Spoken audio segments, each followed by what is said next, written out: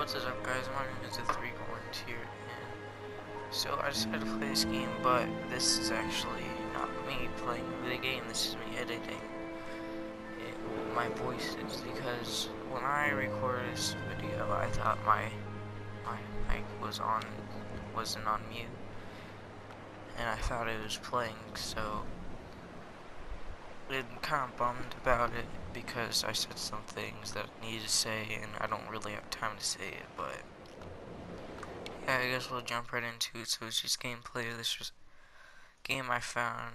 I'll do 4 parts of it, so I just started it there, and yeah, hope you enjoy. Dear Esther, I've lost track of how long I've been here, and how many visits I have made overall. Certainly the landmarks are now so familiar to me that I have to remind myself to actually see the forms and shapes in front of me.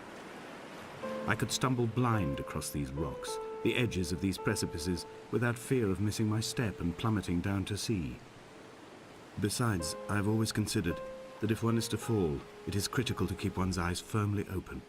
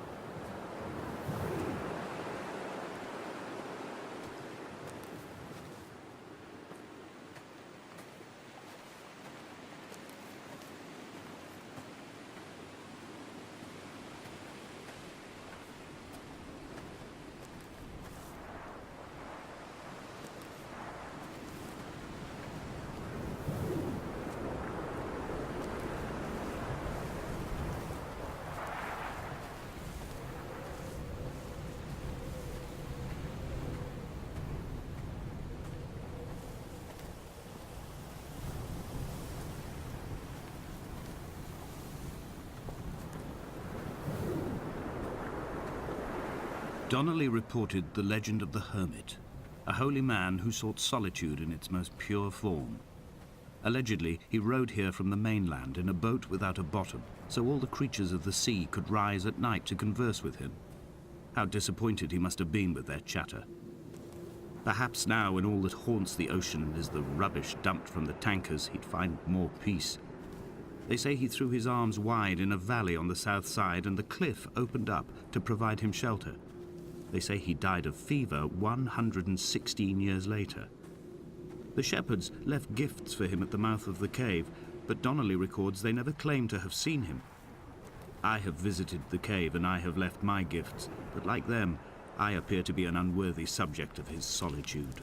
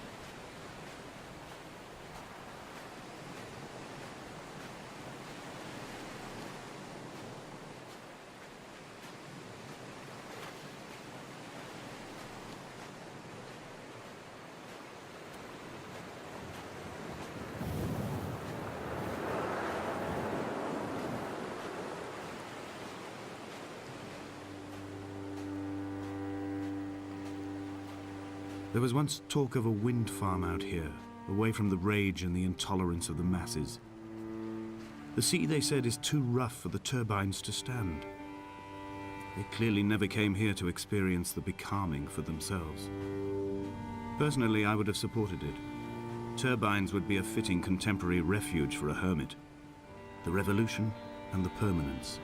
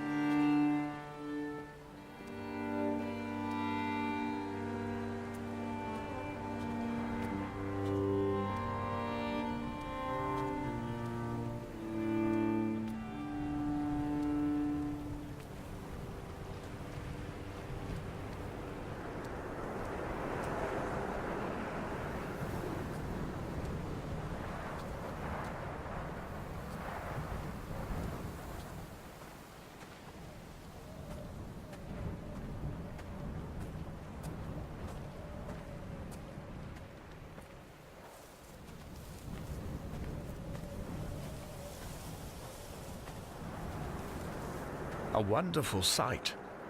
The moon cresting the junction between the cliff path and the stone circle. It cast a shadow of the ridge across the beach, all the world as if you had signed your name in untidy handwriting.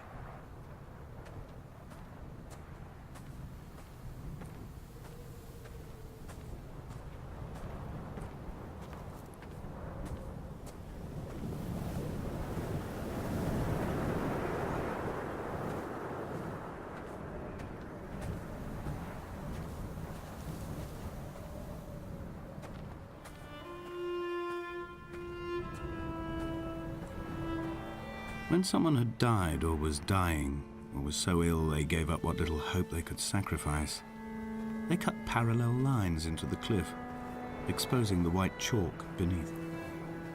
You could see them from the mainland or the fishing boats, and know to send aid or impose a cordon of protection, and wait a generation until whatever pestilence stalked the cliff paths died along with its hosts. My lines are just for this. To keep any would-be rescuers at bay.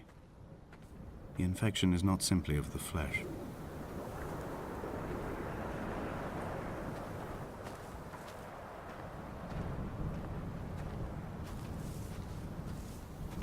We are not like Lot's wife, you and I. We feel no particular need to turn back. There's nothing to be seen if we did. No tired old man parting the cliffs with his arms. No gifts or Bibles laid out on the sand for the taking. No tides turning or the shrieking gulls overhead. The bones of the hermit are no longer laid out for the taking. I have stolen them away to the guts of this island, where the passages all run to black, and where we can light each other's faces by their strange luminescence.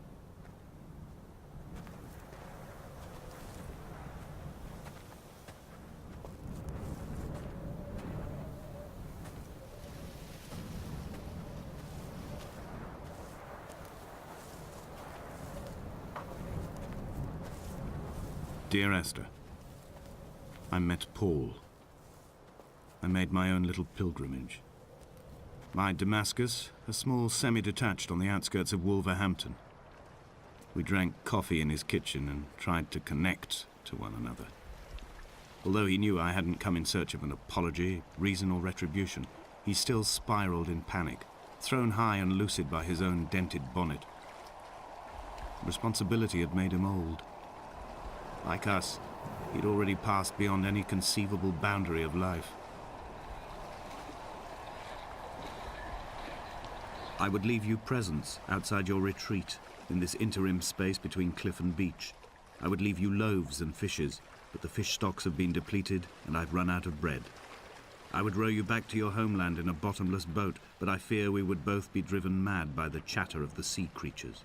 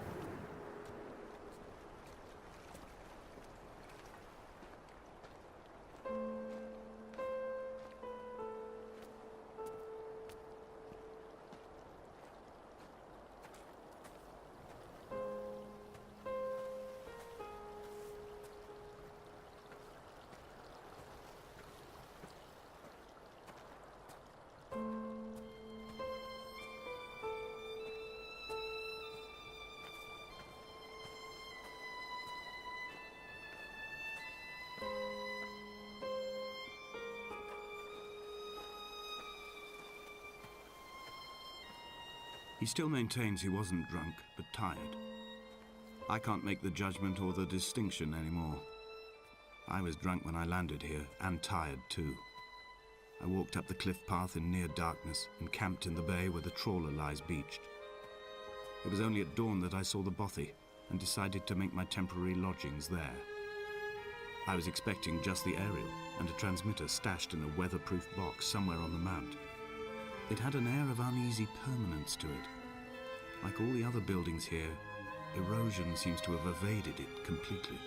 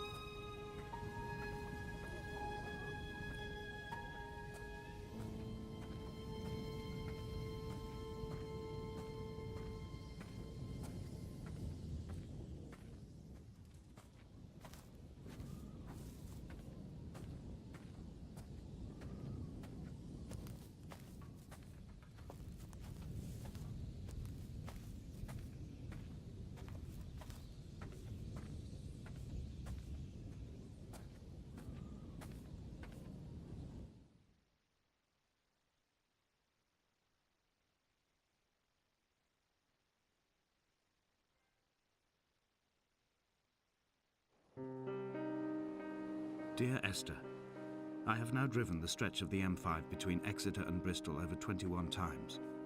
But although I have all the reports and all the witnesses, and have cross-referenced them within a millimetre using my Ordnance Survey maps, I simply cannot find the location. You'd think there would be marks to serve as some evidence. It's somewhere between the turn-off for Sanford and the welcome brake services, but although I can always see it in my rear-view mirror, I have as yet been unable to pull ashore.